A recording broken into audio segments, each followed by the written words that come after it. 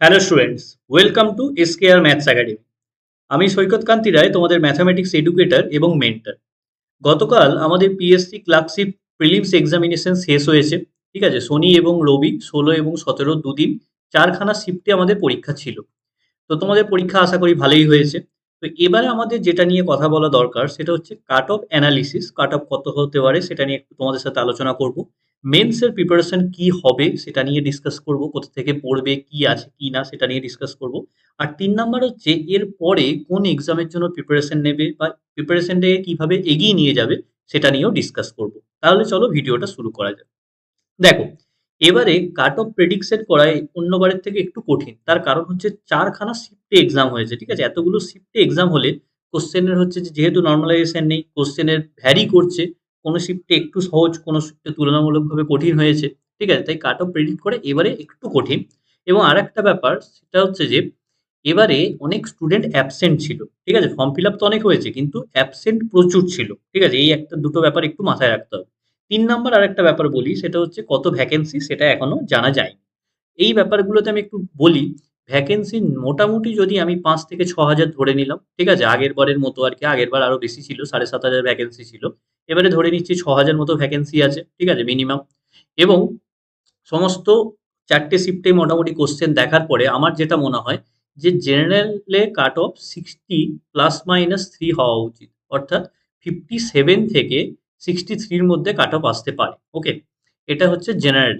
এবার কিন্তু আমি তা সত্ত্বেও তোমাদেরকে বলব, আ তোমাদের যাদের 50 প্লাস হচ্ছে, 50 প্লাস যদি হয় ৫০ এর থেকে বেশি, তাহলেই কিন্তু মেন্সের প্রিপারেশন শুরু করো। ঠিক আছে? তার কারণ দেখো, শুরু করতে তো ক্ষতি নেই। কারণ এরপরে তোমার কিছুদিন পরে হয়তো তোমাদের মিসলেনিয়াস এর রেজাল্ট বেরোবে। ওখানেও ডেসক্রিপটিভ আছে মেন্সে। তারপরে ডব্লিউবিসিএস এর ধরো ফর্ম বেরোবে কিছুদিন পরে যখন। তো ডব্লিউবিসিএস এও তোমার ডেসক্রিপটিভ আছে। তো ব্যাপারগুলো হচ্ছে যে কোনো না কোনো এক্সামে কাজে লেগে যাবে। ঠিক আছে? যদি প্রিপেয়ার না থাকো, হঠাৎ করে ধরো তুমি কোয়ালিফাই করলে, তখন প্রিপারেশন নেওয়া মুশকিল। তাই 50 র বেশি যাদের থাকছে তারা প্রিপারেশন নাও। কিন্তু কাট অফ প্রেডিকশন এর সময় বলছি 60 ± 3। ঠিক আছে? এটা আমি মোটামুটি অনেকের সাথে ডিসকাস করলাম। ঠিক আছে? এবারে কোয়েশ্চেনের লেভেল কিন্তু আগের বারের থেকে অনেক হাই হয়েছে। ঠিক আছে? ম্যাথমেটিক্স বলো, কি ইংলিশ বলো, কি হচ্ছে যে তোমার জিকে বলো, প্রত্যেকটা টপিকেই কোয়েশ্চেনের স্ট্যান্ডার্ড কিন্তু বেড়েছে। ঠিক আছে? ইংলিশের তো অনেক বেড়েছে। গ্রামারে এমন জিনিস দিয়েছে, ঠিক আছে? যেগুলো যথেষ্ট ডিপ নলেজ না থাকলে করা মুশকিল আরকি। ম্যাথসেরও স্ট্যান্ডার্ড বেড়েছে এবং তার সঙ্গে জিকেরও স্ট্যান্ডার্ড বেড়েছে। ঠিক আছে? তাই সেই হিসেবে আগেরবার 65 কাট অফ ছিল জেনারেলে, কিন্তু এবারে কাট অফ কমবে। ঠিক আছে? 57, 8 এরকম যেতে পারে। ওইজন্য আমি 60 ± 3 লিখেছি। এক্সাক্ট প্রেডিক্ট করা মুশকিল। তা সত্ত্বেও বলব 50 প্লাস হলেই কিন্তু প্রিপারেশন নাও। এবারে মেন্সের প্রিপারেশন কিভাবে নেবে? দেখো, মেন্সে হচ্ছে যে আমাদের ডেসক্রিপটিভ বাংলা এবং ডেসক্রিপটিভ ইংলিশ আছে। ঠিক আছে? তোমাদের ১ ঘন্টায় ৬ টা রাইটিং লিখতে হবে। রিপোর্ট আছে, প্রেসি আছে, ঠিক আছে? এডিটোরিয়াল আছে। ঠিক আছে? এইগুলো বাংলায় এবং ইংলিশ ৬ খানা টপিক তোমাকে লিখতে হবে এবং ১ ঘন্টায়। টাইমটা কিন্তু খুব কম। তাই লেখার কিন্তু তোমাকে মারাত্মক স্পিড দরকার এবং যথেষ্ট গুছিয়ে লিখতে পারবে। ওটা কিন্তু এই পরীক্ষার আগে ৭ দিনে হবে না। ডেসক্রিপটিভ লেখা কিন্তু যথেষ্ট কঠিন ব্যাপার। তাই আগে থেকে প্র্যাকটিস দরকার। কি করবে? কোন বইয়ে পাবে?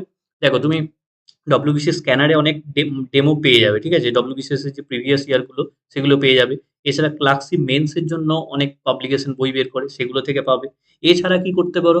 আনন্দবাজারে এডিটোরিয়াল পড়তে পারো। সেখান থেকে তুমি লেখা প্র্যাকটিস করতে পারো। কোনো স্যারকে দিয়ে চেক করাতে পারো। ঠিক আছে? YouTube এ অনেক ফ্রি কনটেন্ট আছে, সেগুলো ফলো করতে পারো।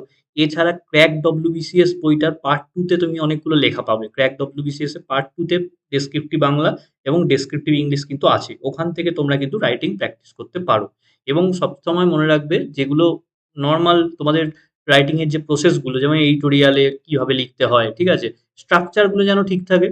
ল্যাঙ্গুয়েজে তোমার গ্রামাটিক্যাল এরর যেন না হয়। ঠিক আছে? বানান ভুল যেন না হয়। এগুলো একদম বেসিক। এইগুলো ভুল হলে কিন্তু নাম্বার কাটা যায়। খুব যে হাই-ফাই ইংলিশ লিখতে হবে, খুব যে সাহিত্যমূলক বাংলা লিখতে হবে সেরকম কিন্তু না। ঠিকঠাক সেন্টেন্স স্ট্রাকচার যেন থাকে। মানে স্পেলিং মিস্টেক না হয়। ঠিক আছে? সহজ লেখো কিন্তু সঠিক লেখো। ঠিক আছে? এটা হচ্ছে তোমাদেরকে বলব। কারণ এই ১ ঘন্টায় কেউ সাহিত্য রচনা করে আসতে পারবে না এবং ৬ টাই অ্যাটেম্প্ট করে আসতে হবে। ঠিক আছে? অ্যাটেম্প এর সংখ্যা যদি তুমি ৫ টা করলে আরেকটা করতে পারলে না, তাহলে ওই পুরো নাম্বারটাই তোমার চলে গেল। তাই প্রত্যেকটা অ্যাটেম্প্ট করে আসবো, প্রত্যেকটা ঠিকঠাকভাবে লিখবো। এবং কারেন্ট রিসেন্ট যে টপিক গুলো সেগুলো নিয়ে আমরা লেখা প্র্যাকটিস করব। যে ঘটনাগুলো ঘটছে। আগেরবারে যেমন তখন করোনা চলছিল, যখন মেন্স পরীক্ষাটা হয়েছিল। তো তোমার করোনা নিয়ে কিন্তু রাইটিং এসছিল। তো এবারেও কিন্তু রিসেন্ট টপিক নিয়ে কিন্তু ওরা রাইটিং দিতে পারে।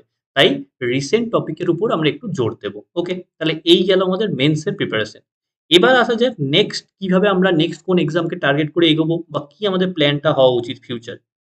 দেখো পিএসসির কিন্তু এখন আর নতুন কোনো নোটিফিকেশন নেই।